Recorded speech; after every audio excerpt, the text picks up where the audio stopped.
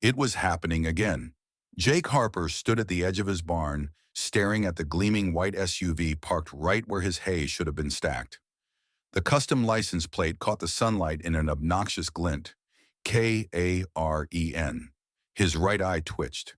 He pulled in a long breath through his nose, slow and steady, counting to 5 like he'd read somewhere. Stay calm, Jake. Not this time. The breeze carried the smell of fresh-cut grass across his land, and somewhere out in the field his cows mooed lazily, unaware of the invasion on their turf. Jake stepped forward and pushed open the barn doors.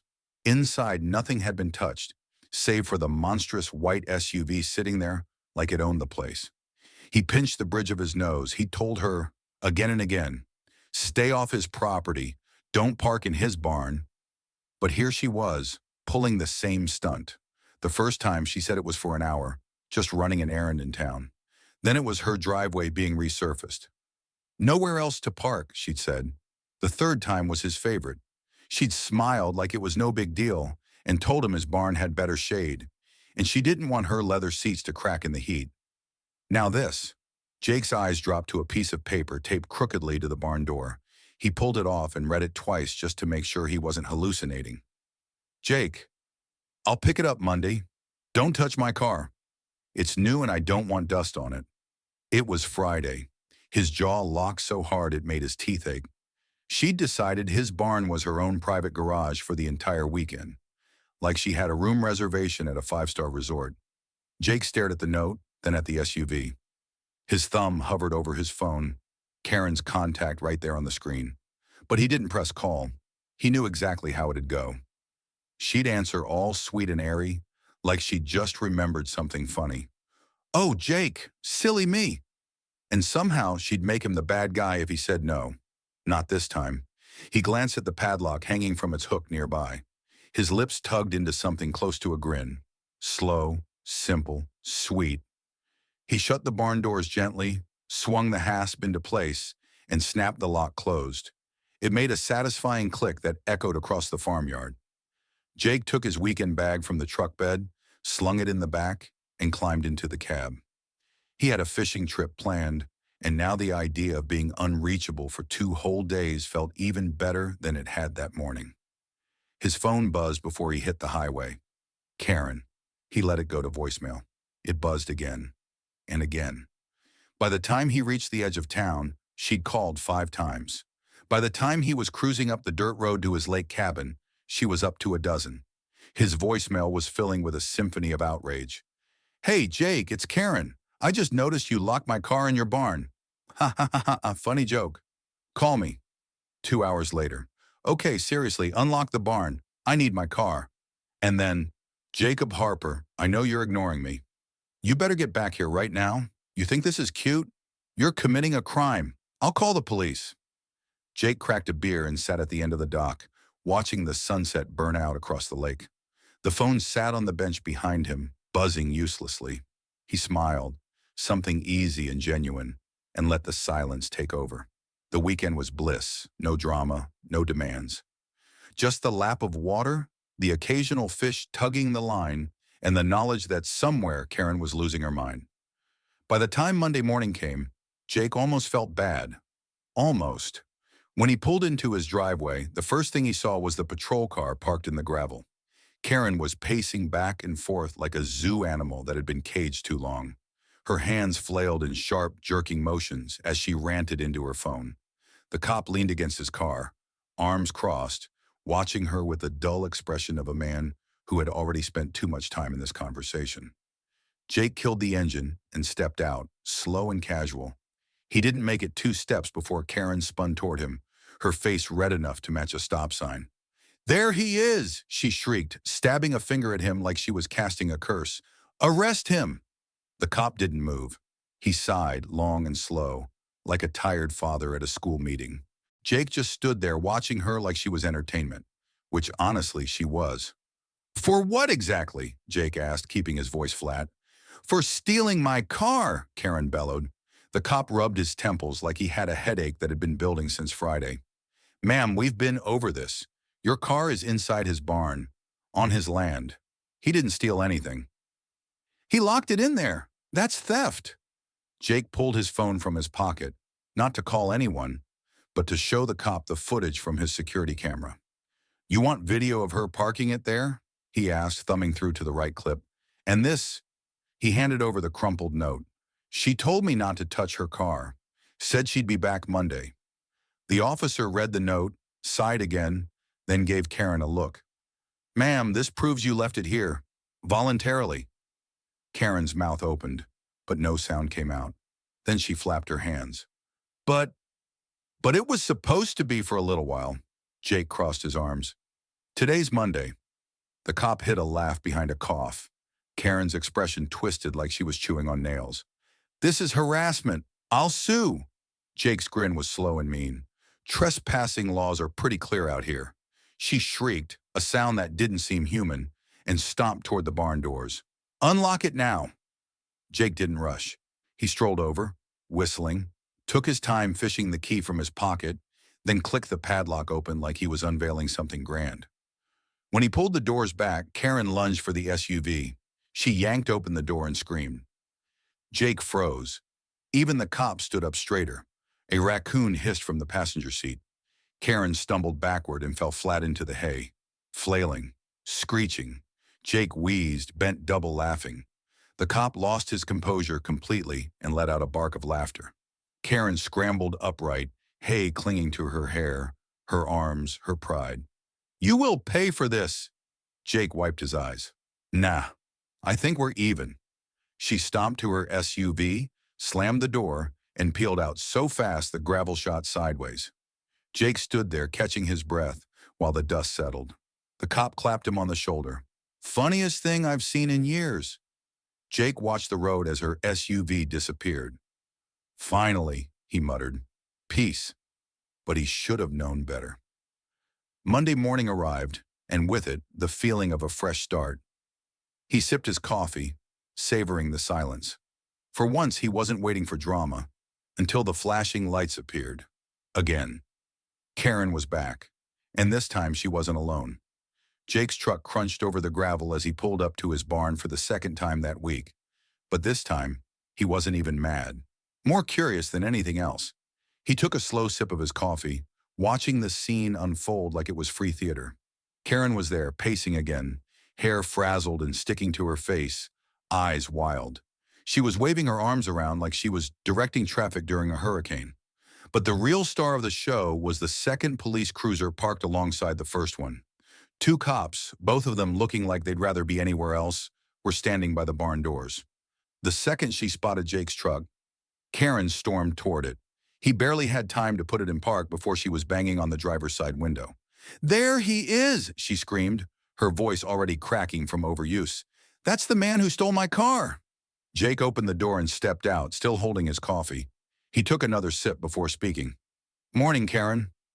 One of the officers gave him a nod, his eyes tired.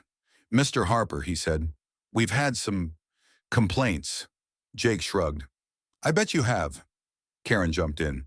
"He locked my car in his barn. Again. He's trying to ruin my life." Jake stared at her deadpan. "Karen, you left your car in my barn. Again."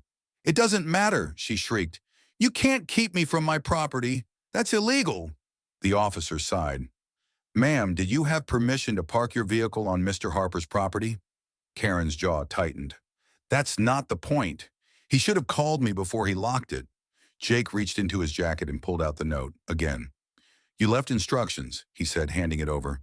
"Said not to touch your car and you'd pick it up Monday." The officer read it, and for a second, Jake thought the guy might laugh outright. "Ma'am," he said, holding the note like it was Exhibit A in a courtroom, "you basically gave him permission to do exactly what he did." Karen's face turned several shades of red. "You knew I didn't mean that." Jake took another sip of coffee. "No reasonable person would treat someone else's barn like a parking garage." She let out a sound that was somewhere between a screech and a growl. "Open the doors," she snapped. "Now!" Jake didn't move fast. He was in no rush. He finished his coffee, tucked the empty cup into the truck, adjusted his hat, then finally pulled out the key and unlocked the doors. Karen shoved them open before he had a chance and ran straight to her SUV. She yanked open the door, and for the second time in 3 days, she screamed like she was in a horror movie. Jake stepped closer, curious. What now? Karen stumbled back from the car, holding up her hands. They were covered in grime, little muddy paw prints smeared across her palms. They ruined it, she shrieked. They destroyed my car. Jake peered inside. The raccoons had done a number on it.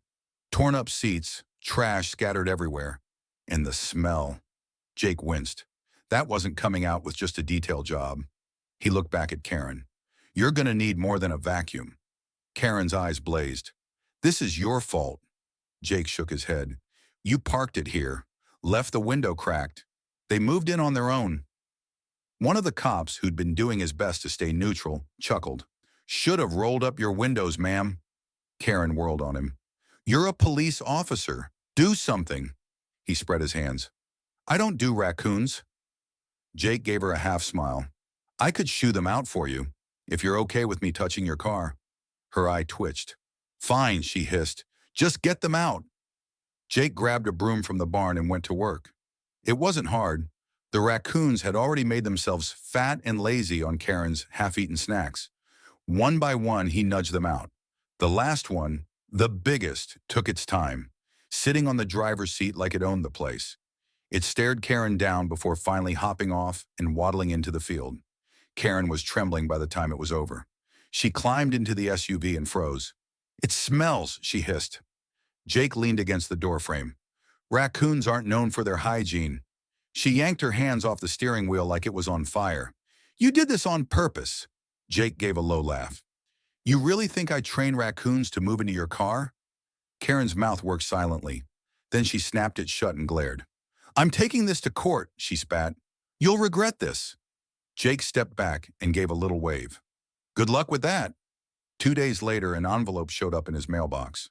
Legal letterhead. Jake chuckled as he slid it open. Karen was suing him. Emotional distress. False imprisonment. Of her car. Property damage. 50 grand. Jake had to sit down. He was laughing so hard. Still, he figured he'd go to court. Might as well get the full show. The courthouse was as small town as they came. Wood paneling, squeaky benches, a judge who looked like he'd rather be fishing. Karen was already there when Jake arrived, dressed like she was about to star in a soap opera. She smiled like she'd won already. Here to settle? She asked sweetly. Jake smiled back. Here for the entertainment. The judge called them to order. Karen wasted no time. She launched into her speech, full of tears and trembles. Your Honor, she said dramatically, this man trapped my vehicle, locked it in a barn, encouraged wild animals to destroy my property. I have nightmares. I'm traumatized. Jake almost clapped. It was a solid performance. The judge turned to him. Mr. Harper. Jake set his phone on the table and played the security footage. Karen driving onto his land, parking in his barn, taping the note on his door, waving as she walked off. Then, hours later, the raccoons crawling in through the open window. The judge leaned back, expression flat. Miss Thompson, it seems clear Mr. Harper didn't invite the raccoons.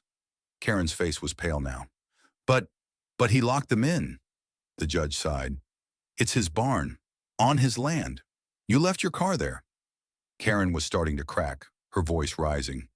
He knew it would happen. The judge gave her a tired look. Ma'am, you trespassed. And then it got better. The courtroom door opened. Greg Thompson stepped inside. Karen froze. Greg walked straight to the judge, calm and collected. Your Honor, I'd like to submit evidence. He handed over a folder. The judge flipped through it while Karen's face drained of all color. She doesn't own that SUV, Greg said flatly. I do. She took it without my permission. She's done this before. Karen gaped at him. Greg, what are you doing? He didn't look at her. I'm done cleaning up her messes. The judge nodded slowly. Well, that changes things. In minutes, Karen's case was dead. Dismissed. The gavel came down like a final nail in her coffin. Karen sat there stunned. Jake tipped his hat as he stood. Good luck with that emotional distress. Greg caught up with him outside. Thanks for not losing your cool. Jake shrugged. Didn't have to. She did all the work. Greg nodded. I filed for divorce this morning. Probably for the best, Jake said. Greg smiled, tired but relieved. She's your problem now. Jake froze. No thanks. They both laughed, shook hands. Then Greg walked off, lighter than he'd looked in years. The next week, the whole town was buzzing. Karen had become a cautionary tale. People crossed the street when they saw her coming. Her favorite shop stopped giving her discounts. Her tricks stopped working. Then came the cherry on top. Jake was sipping coffee on his porch when he saw the tow truck roll into Karen's driveway. She came running out in full meltdown mode, screaming as they hooked up the SUV. Greg had taken it back. Jake watched, satisfied. The truck pulled away. Karen stood in the dust, watching her last shred of pride disappear down the road. In Jake's barn, it stayed empty, peace and quiet, at last.